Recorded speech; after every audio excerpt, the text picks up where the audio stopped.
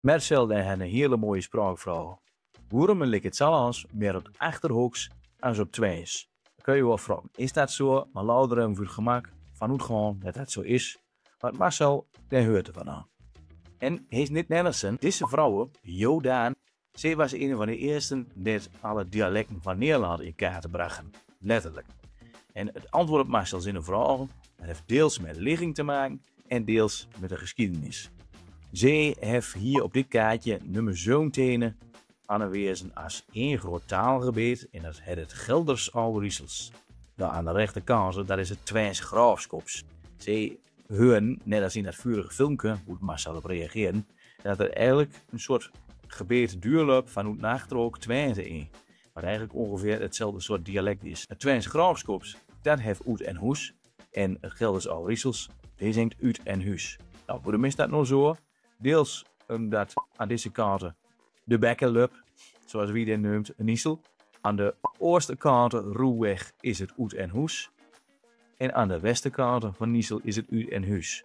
Nogal in taaltheorieën kun toen de Hanzetijd begon los te komen, werden natuurlijk veel gehandeld met Noord-Duitsland. De grote steden, dat waren Köln en dat waren Münster. En ja, die hadden heel veel invloed op ons. Die wil metkeien, dus dan moet je dit spraken nemen.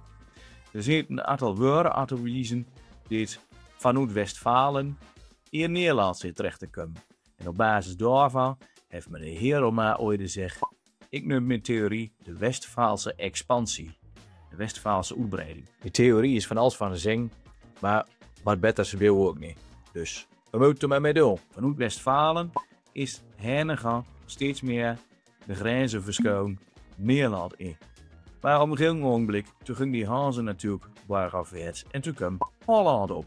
Dus toen kreeg je de Hollandse expansie. Nou, die Westfaalse expansie, dat heeft ervoor gezorgd dat eigenlijk alle Oost-Nederlandse Neersasse dialecten, behalve het Gronings, tot het Westfaals wordt berekend. En Hollandse invloed, dan is niet verder gekomen als, ja, Salland en Nachtrook en Oost-Veluwe. En de Hollandse invloed, dan zorgen ervoor dat uit en huis we. Later heeft zich dat in Holland nog weer duur ontwikkeld tot uit en huis. Uit en huis. En waarom kon dat nog niet verder? Nou, dat heb ik al wel heel vaker verteld in die filmpjes van mij.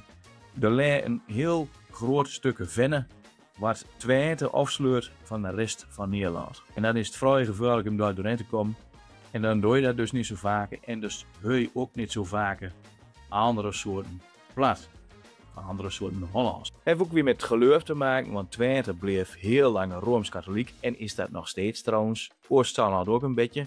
Maar daardoor wordt het dus voor de protestanten, voor het Westen, een stuk minder interessant om Twente in te komen. Nog minder taalcontact. Dus je kunt eigenlijk zeggen dat de Twentse dialecten iets conservatiever zijn als de Sallandse dialecten en het Achterhoeks.